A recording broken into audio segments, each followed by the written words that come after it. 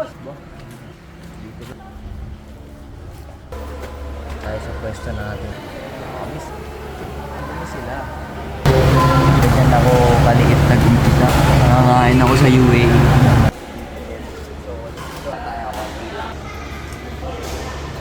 Pumunta lang para makikain.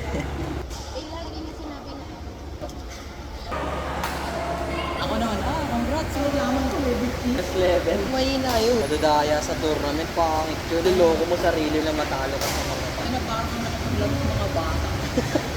Yayabang mo, champion ka. May tawag dun eh, di ba? Ako nakikita mo yun. Wala kasi, ano ba? Ano din sa group? Nasa Percy, basketball. Hindi ako sanay kasi palit tayo, palit.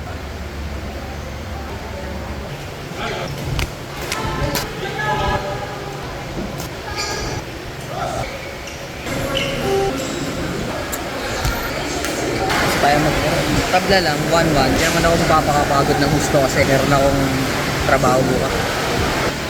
Ang daming tao dito ngayon. Mas pa ng ulan, be. Actually, itong mga naglalaro dito ng ganitong oras, mga workers, mga private companies around Makati. Tapos, nagkatayo sila ng grupo-grupo nila after work session, after office group. May mga ganun. Sila yung mga naglalaro dito. May Giting Firm, may mga Ayala. Basta yung mga companies around Makati. Mga in-life, mga insurance, hospital, nurses, doktor.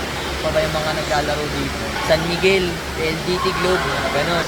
Lalo-lalo na sa weekends. Ganito oras, mga 5, 6, 7, ganun. Ang ano to, mga alas 10, alas 11. Ganda! Yung mga players dito na naglalaro. Pag weekends naman, mga varsity training, mga coaches dito, yun yung mga marami malalakas. Ewan ko kung queuing to eh. Pag sinabi kasing queuing, hari ako, mag-isa ako. Babayad ka lang ng certain amount. Mga grupo, papacilitate sila ng queuing. Yung ibig sabihin ng queuing, parang ano kayo, halo-halo kayo maglalaro.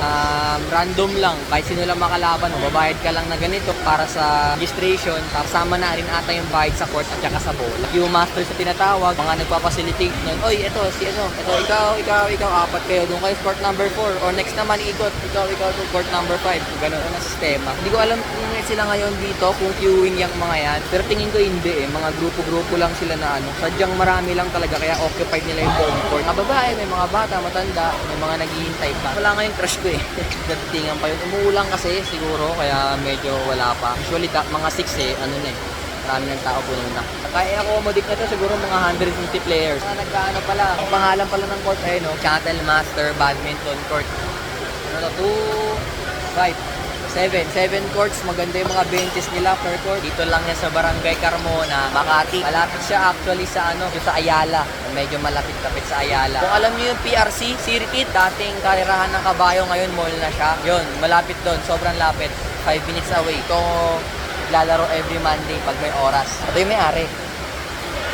Yan, lakas oh. Kitaan mo yan. O, di ba? Ang bilis tumakbo. Hanggang maganda, di ba? Makikita nyo mga galawan ng mga tao rito, kakaiba.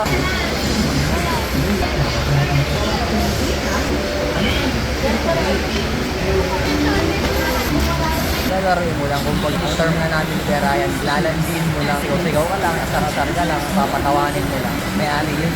Saya naman siya, mukhang masaya naman. Tawa ng tawa, tsaka mga pinagisan mo. Okay na yun.